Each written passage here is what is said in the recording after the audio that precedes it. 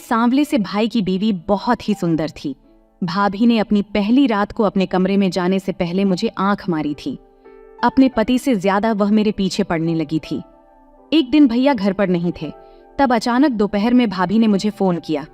उसके बुलाने पर मैं तुरंत घर पहुंचा तो देखा कि भाभी अकेली बैठी रो रही थी। भाभी ने कहा, तेरा भैया बहुत बोरिंग है। 20 दिन से मैं जिस चीज का इंतजार कर रही हूं वो मुझे अभी तक नहीं मिली। आज तू ही अपने भैया की जगह ले। लेकिन मैंने कहा, भाभी मैं अभी सिर्फ 18 साल का हूं। इस पर भाभी बोली, मुझे ध्यान से देख, तू अपनी उम्र भूल जाएगा। तभी भाभी ने मुझे अपने पास खींचा और मुझे एहसास दिलाया कि मैं बच्चा नहीं रहा। उन्होंने वहीं मुझे मेरे बचपने से बाहर खींच लिया और नमस्ते दोस्तों, आज की इस कहानी में आपका स्वागत है। इस कहानी में मैं एक लड़के का किरदार निभा रही हूँ। माँ के जाने के बाद हम दोनों भाई बिल्कुल अकेले पड़ गए थे। मैं छोटा ही था जब पापा हमें छोड़कर चले गए थे। पापा के बाद माँ ने अकेले ही हम दोनों का पालन पोषण किया था। कुछ महीने पहले ही माँ भी हमें छोड़कर चली गई थी। माँ के अचानक जाने से हम दोनों को बहुत बड़ा धक्का लगा था। भैया तो और भी शांत हो गए थे। वो हमेशा माँ की यादों में खोए रहते थे। मैं उनसे छोटा था, लेकिन मैंने खुद को संभाल लिया था। भैया बहुत ही भावुक इंसान है। अब तो वो रोज ड्रिंक करके घर आने लगे थे। घर आते ही बिना खाना खाए सो जाते थे। मैं बस उन्हें देखता रहता था। एक दिन माँ की एक दोस्त हमारे घर आई थी। उसे भी माँ के बारे में पता चल गया था, इसलिए वह 3-4 दिन हमारे साथ रही। उसने 3 दिन तक भैया का व्यवहार देखा और कहा, अब तुझे शादी कर लेनी चाहिए। घर में कोई औरत होगी तो वो तुझे और तेरे छोटे भाई को संभाल लेगी, क्योंकि मैं तुम दोनों को एक दूसरे से दूर होते देख रही हूँ। एक औरत ही घर को घर बनाती है। आंटी की बातों पर भैया ने हामी भर दी। उसके बाद आंटी ने भैया के लिए लड़की ढूंढनी शुरू कर दी। जिस दिन आंटी अपने घर गई, उसी रात भैया नशे में धुत होकर घर लौटे। उनके साथ एक लड़की थी, जिसने उनका हाथ पकड़ लियट कर उन्हें उनके कमरे तक छोड़ा और चली गई। अगले दिन सुबह वही लड़की हमारे घर की बेल बजाकर आई और भैया के बारे में पूछा। फिर वह किचन में जाकर हमारे लिए नाश्ता बनाने लगी। नाश्ता करने के बाद मैं कॉलेज के लिए निकल गया, लेकिन भैया तब भी सो रहे थे और उन्हें उठाने की मेरी हिम्मत नहीं हुई। दोपहर में जब मैं घर लौटा तो भैया घर पर नहीं थे। कुछ समय बाद मैं फ्रेश होकर हॉल में आया, तभी घर की बेल बजी। दरवाजा खोलते ही मैंने देखा कि भैया उसी लड़की के साथ शादी करके घर आए हैं। उनके गले में शादी के हार थे। मैं आश्चर्य से उनकी ओर देख रहा था। तभी भैया बोले, अरे दीपू, ऐसे आश्चर्य से क्यों देख रहा है? ये तेरी भाभी रीमा है। जा अंदर से आरती का थाल ले आ। भैया की शादी देखकर मैं खुश था, लेकिन मुझे ज्यादा हैरानी इस बात की थी कि भैया ने लव मैरिज की है। खैर, मैंने भैया से ज्यादा सवाल नहीं किया। मैंने अंदर से आरती का थाल लाकर उनका गृह प्रवेश कराया। नई भाभी ने आते ही घर का सारा काम संभाल लिया था। उस रात भैया और भाभी अपने कमरे में चले गए तो मैं भी पानी की बोतल लेकर अपने कमरे की तरफ बढ़ा। मेरे कमरे की ओर जाते वक्त मेरी नजर भैया के कमरे पर पड़ी। तभी भाभी की ओर मेरी नजरें मिली और भाभी ने मुझे देखकर आंख मारी और दरवाजा बंद कर लिया। भाभी ने पहली ही रात मुझे आंख मारी थी, जिसे मैंने शायद गलती समझा, लेकिन मुझे पता नहीं था कि भाभी की नीयत अपने 18 साल के देवर पर टिकी हुई थी। अगले दिन सुबह भैया अपने कमरे से बाहर आए तो उनके चेहरे पर एक अलग ही मुस्कान थी। माँ के जाने के बाद मैंने उन्हें कभी इतना खुश नहीं देखा था। अच्छा हुआ कि उन्होंने शादी कर ली। भाभी के आने से भैया के जीवन में थोड़ी बहुत खुशी लौट आई थी। भाभी ने घर की जिम्मेदारियां भी अच्छे से संभाल ली थी। मुझे भैया और भाभी की लव स्टोरी जानने की बहुत उत्सुकता हो रही थी, लेकिन भैया से बात करने का मौका ही नहीं मिला। सुबह नाश्ता होते ही भैया ऑफिस के लिए निकल जाते और शाम को वापस आकर भाभी के ही पीछे रहते। उनका ऐसा होना स्वाभाविक था। आखिर उनका नया नया शादीशुदा जीवन शुरू हुआ था। भैया शाम को ऑफिस से आते ही फ्रेश होकर भाभी को कहीं न कहीं बाहर घुमाने ले जाते थे। कभी कभी तो दोनों बाहर से ही खाना खाकर आते थे और मेरे लिए भी खाना पैक करके लाते थे। देखते ही देखते भैया भाभी की शादी को 20 दिन हो गए। एक दिन मैं कॉलेज से जल्दी ही घर आ गया। घर आते ही मैं भाभी के कमरे में गया। वहाँ भाभी सज धज कर बैठी थी। उसके ऊपर चमचमाती साड़ी थी और उसका मेकअप कुछ अलग ही लग रहा था। मैंने भाभी से पूछा, कहीं बाहर जा रही हो क्या? इस पर उसने कहा, नहीं, मुझे ऐसे रहना पसंद है, इसलिए मैंने आज अपनी पसंद से मेकअप किया है। भाभी की बात पर हामी भरते हुए मैंने कहा, भाभी, मुझे आपसे एक सवाल पूछना है। आपकी शादी के बाद से ही यह सवाल मेरे दिमाग में घूम रहा है। एक बार मेरे सवाल का जवाब देकर मुझे राहत दे दो। तब भाभी मेरे पास आई, मेरे कंधे पर हाथ रखा और मुझे अपने बिस्तर पर बैठा लिया। उसने कहा, पूछो, तुम्हारा सवाल क्या है? मैंने भाभी से कहा, मुझे आपकी लव स्टोरी जानने की बहुत उत्सुकता हो रही है। भैया और आपकी मुलाकात कैसे हुई, ये जानना चाहता हूँ। मेरा भैया कभी किसी लड़की से खुद बात नहीं करता, फिर उसने लव मैरिज कैसे की? मेरे सवाल पर भाभी पहले कुछ देर तक खिलखिलाकर हंसी, फिर बोली, सच में तुम अपने उम्र के हिसाब से बहुत मासूम हो, लेकिन चिंता मत करो, अब जब मैं इस घर में आई हूं तो तुम्हें भी डैशिंग बना दूंगी। अब तुम्हारे सवाल का जवाब सुनो। तुम्हारे भाई और मेरी मुलाकात एक बस स्टॉप पर हुई थी। तुम्हारा भाई एक बार मुझे थोड़ा चिंतित दिखा था। चूंकि मैं बोलने में हिचकिचाती नहीं हूँ, इसलिए मैंने ही उससे बात करने की कोशिश की। उसके बाद कई बार वह उसी बस स्टॉप पर नशे की हालत में मुझे मिलता था। तब मैंने उसकी मदद की और उसे सही सलामत बस में चढ़ाया। इस तरह हमारी मुलाकातें बढ़ती गईं और फिर एक दिन मैं उसे घर तक छोड़ने आई। उसके बाद हम दोनों ने अपने प्यार का इजहार एक दूसरे से कर दिया। और फिर क्या, तुम्हारा भाई तो जैसे घोड़े पर चढ़ गया। उसने तुरंत मुझसे शादी का प्रस्ताव रखा। चूंकि मेरे आगे पीछे कोई नहीं था, इसलिए मैंने भी तुम्हारे भाई को हाँ कर दी और इस तरह हमारी शादी हो गई। अब तुम बिल्कुल भी चिंता मत करो, तुम्हारा भाई अब कभी शराब पीकर घर नहीं आएगा। उनकी लव स्टोरी काफी दिलचस्प थी। मेरे भाई को भाभी का स्वभाव पसंद आया था, इसलिए उन्होंने उनसे शादी की थी। सच में जब से भाभी आई हैं, मैंने एक बार भी भाई को शराब पीकर घर आते नहीं देखा। कुछ ही दिनों में भाभी ने घर का नक्शा ही बदल दिया था। लेकिन अब मुझे यह सवाल सताने लगा था कि क्या भाभी शादी के बाद भाई के साथ सच में खुश थी? क्योंकि भाभी का व्यवहार थोड़ा बदल रहा था। उस दिन भी बातचीत के दौरान उन्होंने कहा था कि तुम्हारा भाई मुझे अपनी आंखों से पसंद आया था, लेकिन वह इतना साधारण होगा ये मैंने नहीं सोचा था। धीरे धीरे मैं उसकी साधारण जीवन शैली बदल रही हूँ, लेकिन उसके व्यवहार में कब बदलाव आएगा यह मैं नहीं कह सकती। उन्हें भाई का साधारण होना खल रहा था। इस बारे में मैं भाभी से ज्यादा कुछ नहीं कह पाया, क्योंकि यह उनका व्यक्तिगत मामला था। अगले दिन जब मैं थोड़ा जल्दी घर आया तो मैंने देखा कि भाई का दोस्त घर से बाहर जा रहा था। उसके जाते ही मैं भाभी के कमरे में गया। भाभी आज भी कल की तरह चमचमाती अवतार में दिख रही थी। मैंने उनसे पूछा, भाभी, भाई का दोस्त घर क्यों आया था और आप इतनी सज-धज कर कहाँ जा रही हैं? इस पर उन्होंने कहा, तुम्हारे भाई ने उसे काम के कुछ कागज लाने के लिए घर भेजा था और मेरे तैयार होने की वजह तो मैंने तुम्हें कल ही बता दी थी। भाभी की बात पर मैंने विश्वास कर लिया। तब मैं अपने कमरे में चला गया, लेकिन कुछ ही समय बाद भाभी मेरे कमरे में आई। जब वह मेरे कमरे में आई तब मैं कपड़े बदल रहा था। उन्हें देखकर मैं थोड़ा शर्मिंदा हुआ, लेकिन भाभी तो मुझे एकटक देखे जा रही थी। उन्होंने कहा, दीपू, इतना शर्माने की क्या बात है? मैं तुम्हारी भाभी ही तो हूँ। मेरे पास आकर भाभी मेरी कॉलर ठीक करने लगी। उन्होंने पूछा, तुम्हारी कोई गर्लफ्रेंड नहीं है क्या? मैंने नहीं में जवाब दिया। इस पर उन्होंने कहा, ठीक ही है, तुम जैसे लड़के की गर्लफ्रेंड कैसे हो सकती है? तुम्हारी इतनी साधारण जीवन शैली है कि कोई लड़की तुम्हारी तरफ पलट कर भी नहीं देखेगी। दीपू, तुम तो अपने भाई से भी ज्यादा सुंदर हो। तुम्हारा शरीर भी काफी भरा हुआ है। अब तुम्हारी जीवन शैली को थोड़ा सुधारना होगा। तब भाभी मेरे बहुत पास खड़ी थी। उन्होंने मेरे बालों में हाथ फिराना शुरू कर दिया।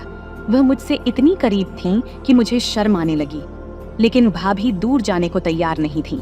वह मुझसे इतनी करीब थी कि मेरी सांस घुटने लगी। मैंने तुरंत उनसे दूरी बना ली। शाम को भाई के घर आने से पहले भाभी ने अपना चमचमाता रूप बदलकर बिल्कुल घरेलू महिलाओं की तरह तैयारी कर ली थी। अब मुझे धीरे धीरे भाभी के चेहरे पर निराशा दिखने लगी थी। वह जब भी रात में अपने कमरे में जाती तो बहुत ही उदास होकर दरवाजा बंद करती। मुझे लग रहा था कि दोनों के बीच कुछ सही नहीं चल रहा है।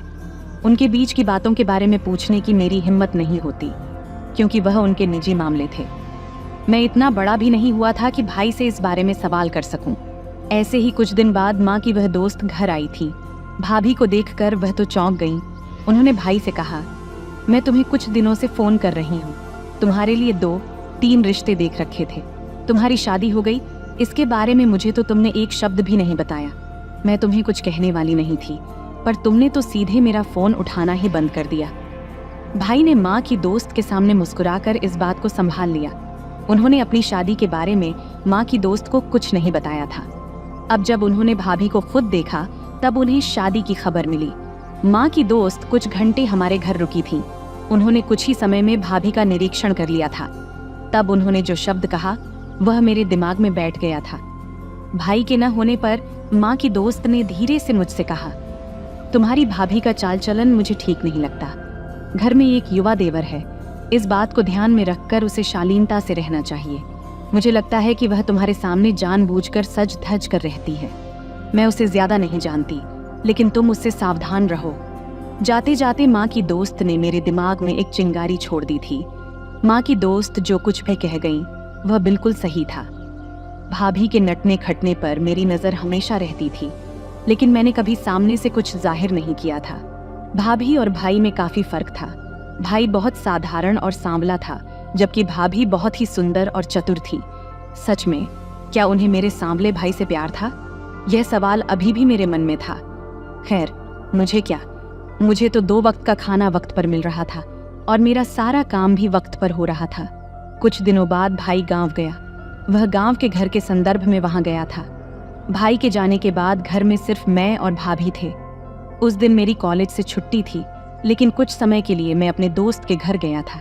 मैंने भाभी से कह दिया था कि मैं जल्दी घर नहीं आऊंगा।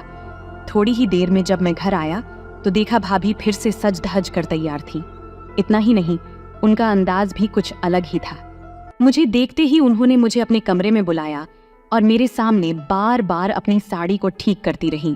उन्होंने कहा, दीपू, तुम मुझे यूं दूर से क्या देखते रहते हो? अगर तुम्हें मुझे देखना ही है तो मेरे कमरे में आ जाया करो। मुझे देखते देखते तुम मेरा थोड़ा काम भी कर दिया करो। भाभी ने मुझे अपने बिस्तर पर बैठाया और अपने कुछ कपड़े दिए। फिर उन्होंने मुझसे अपने साड़ी के ब्लाउज के बटन लगाने को कहा। मैंने उनसे कहा, मुझे ऐसे औरतों के काम नहीं आते, मैंने कभी ऐसा काम नहीं किया। तब उन्होंने मेरा हाथ पकड़कर मुझे बटन लगाना सिखाने लगी। उस वक्त वह मेरे बहुत ही करीब थी। उसकी नजर मुझ पर कुछ ठीक नहीं लग रही थी। उसके बार बार लगने वाले धक्कों से मैं होश खोता जा रहा था। तभी धीरे धीरे मेरी आंखें बंद होने लगी।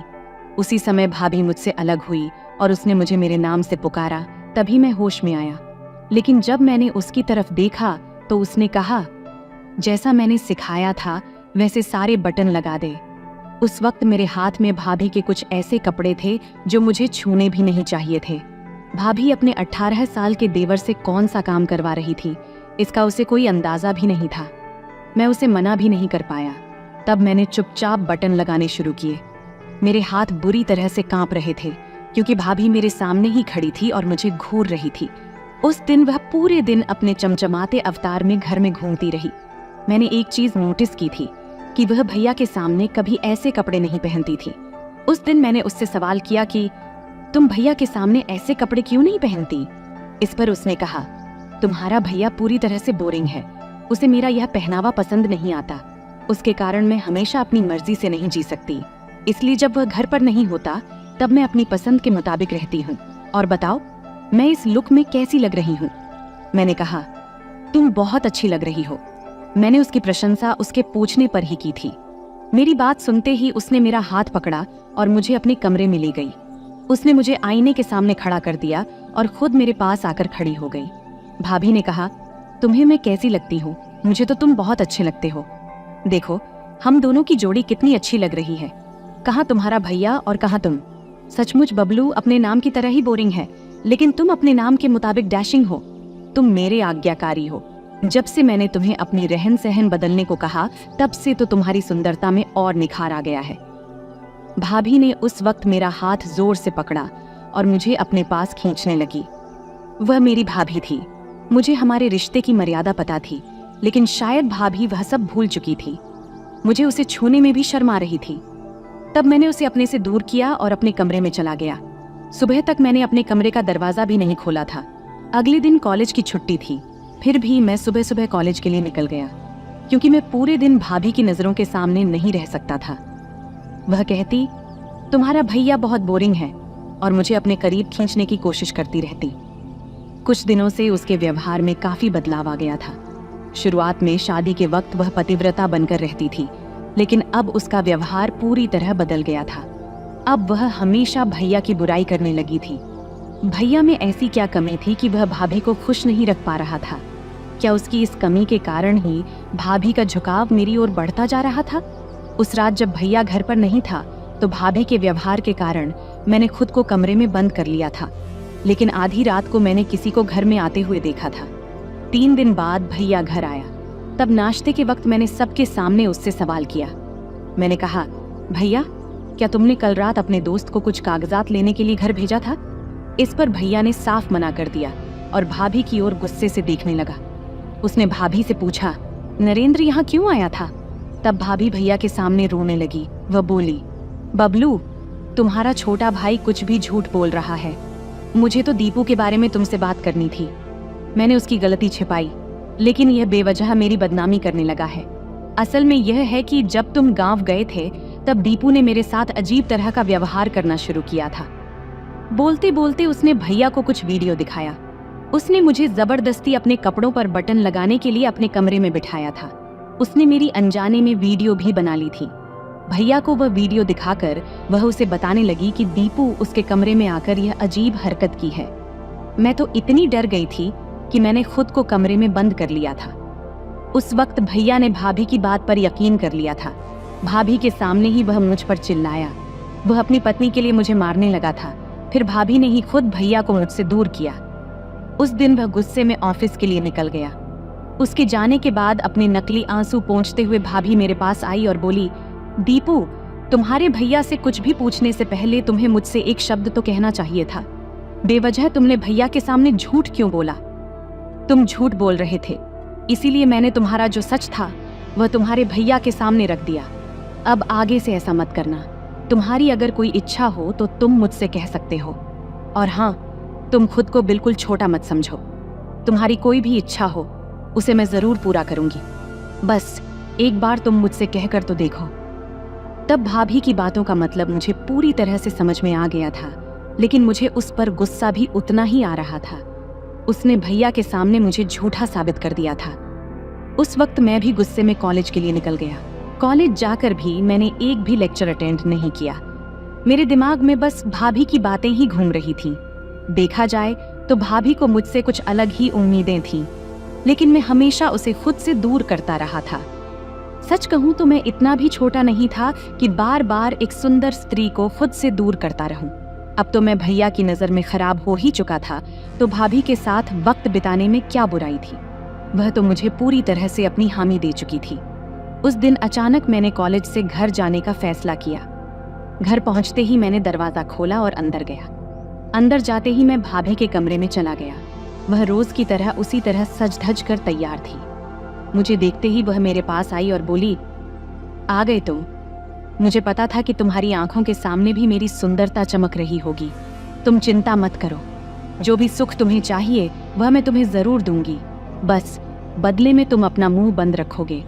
अपने उस बोरिंग भैया के सामने तुम यहाँ जो भी देखोगे वह नहीं बोलोगे। मैंने उस वक्त दिखाया कि जैसे मुझे भी भैया पर गुस्सा है। मैंने उसकी बातों में हामी भर दी। तब भाभी मुझसे एक अनचाहा रिश्ता बनाने के लिए तैयार हो गई, लेकिन मैं उस चीज के लिए तैयार नहीं था। मेरे पहले वहां से एक दूसरा आदमी बाहर जाने लगा। जैसे ही वह बाहर निकला, भाई ने उसे पकड़ लिया। भाई की आवाज सुनकर भाभी भी बाहर आई। भाभी को चमचमाते रूप में देखकर भाई गुस्से से पागल हो गया। उसने कहा, रीमा, अगर तुम फिर से इस लैला वाले रूप में आई तो मैंने तुम्हारे साथ शादी इसलिए की ताकि मैं तुम्हें एक अच्छा जीवन दे सकूं। मैंने तुमसे प्यार किया था, लेकिन तुम अब भी उसी गटर में जी रही हो। अभी थोड़ी देर पहले जो आदमी भाभी के कमरे में था वह भाई का दोस्त नरेंद्र था। भाभी ने मुझे जो उनकी प्रेम कहानी सुनाई थी वह पूरी तरह से झूठी थी। भाई और भाभी की मुलाकात एक डांस बार में हुई थी। भाई को नशे की लत भी उसी दोस्त ने लगाई थी। वही उन्हें बार में लेकर जाने लगा था। नरेंद्र ने ही भाई की जान पहचान उस लैला से करवाई थी, जिसका असली नाम रीमा नहीं बल्कि लैला था। भाई ने उसे एक अच्छा जीवन देकर उसका नाम भी बदल दिया था। भाई का गुस्सा देखकर वह लैला घबराने लगी। उसने कहा, यह सब प्लान नरेंद्र का था। बबलू, मैंने तुमसे कभी प्यार ही नहीं किया। मेरा असली प्रेमी तो नरेंद्र है। उसी ने मुझे तुम्हारे के साथ प्यार का नाटक करने को कहा था, इसलिए मैं तुम्हारे साथ हर रात बंद कमरे में झगड़ा करती थी। वह भी नरेंद्र के प्लान का हिस्सा था। तुम्हें चिड़चिड़ा बनाकर मानसिक अस्पताल में भेजने का उसका प्लान था। मैं तो बस अपने प्रेमी के कहे अनुसार चल रही थी। नरेंद्र को तुम्हारी काम में तरक्की बर्दाश्त नहीं हो रही थी और इसलिए उसने यह सारा प्लान बनाया था। एक बार अगर तुम्हें पागल साबित कर दिया जाता तो तुम्हें नौकरी से भी निकाल दिया जाता, तब तुम्हारी मिली हुई पोजीशन उसे मिल जाती। यही हमारा प्लान था। भाई ने जब उन दोनों को पुलिस में देने की धमकी दी तब लैला के मुंह से सच निकल पाया था।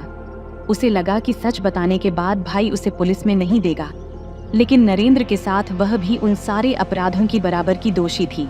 वह एक बिगड़ी हुई लड़की थी, इसलिए उस पर मेरी ओर बुरी नजर डालते समय उसने जरा भी नहीं सोचा था। भाई ने तो माँ की आज्ञा मानी थी।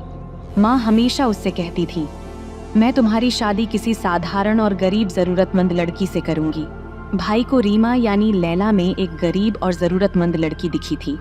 उसे एक अच्छा जीवन देने के इरादे से भाई ने उससे शादी की, लेकिन उस घटिया लड़की और भाई के करीबी दोस्त ने ही उसके साथ धोखे की साजिश रची थी। इंसान की जब तरक्की होती है तो उसकी तरक्की पर खुश होने वाले कम और जलने वाले ज्यादा होते हैं, और उसकी तरक्की से जलने वाले अधिकतर उसके अपने ही होते हैं। भाई को उसकी शराफ्त भारी पड़ गई। उसने हमेशा सबका ख्याल रखा, लेकिन उसी की पत्नी और दोस्त ने उसके खिलाफ साजिश रची। भाई ने उन दोनों को पुलिस से गिरफ्तार करवा दिया। उसके बाद कई साल बीत गए, लेकिन भाई ने शादी नहीं की। उसने मुझे पढ़ा लिखा कर एक अच्छे मुकाम पर पहुंचाया और मुझे भी एक अच्छी नौकरी दिलवाई। भाई के साथ जो कुछ हुआ उसके कारण मेरा शादी से विश्वास उठ गया था, लेकिन सारी लड़कियां एक जैसी नहीं होती, ये मुझे अपनी जिंदगी में आई उर्मिला से समझ में आया। उर्मिला का रिश्ता मेरी मम्मी की फ्रेंड लेकर आई थी। एक परिवार में शादी होने के कारण उर्मिला और मुझे समाज में मान सम्मान मिलता था। इसी मान सम्मान और संस्कारों की वजह से हम पति पत्नी का जीवन सही चल रहा था। हमारा घर संसार देखकर भाई को भी विश्वास हो गया कि सारी लड़कियां एक जैसी नहीं होती। उसने भी आंटी से अपने विवाह के लिए सिफारिश की। आंटी की पहचान से भाई की भी एक अच्छी लड़की से शादी हुई। भाई की जिस लड़की से शादी हुई वह सभी गुणों से संपन्न थी और उसे समाज की मर्यादा का भी ज्ञान था। इसी वजह से भाई का भी जीवन बहुत अच्छे से चल रहा है। दोस्तों, परिवार में तय किए गए रिश्ते का समाज में मान होता है। इसके विपरीत अकेले की मर्जी से बने रिश्ते कभी भी धोखा दे सकते हैं, क्योंकि ऐसे रिश्तों को किसी का डर नहीं होता, न मान सम्मान की चिंता होती है। इसलिए कोई भी रिश्ता जोड़ते समय उसे परिवार की सहमति और आशीर्वाद से जोड़ना चाहिए। तो दोस्तों, यह थी हमारी आज की छोटी सी कहानी। आपको ये कहानी कैसी लगी कमेंट करके जरूर बताएं। अगर आपको ये कहानी पसंद आई हो तो इसे लाइक करें और अपने दोस्तों के साथ शेयर करें। आगे भी ऐसी ही रोमांचक कहानियों के लिए हमारे चैनल को सब्सक्राइब करें और बेल आइकन दबाना न भूलें, ताकि आप हमारी कोई भी कहानी मिस न करें। धन्यवाद।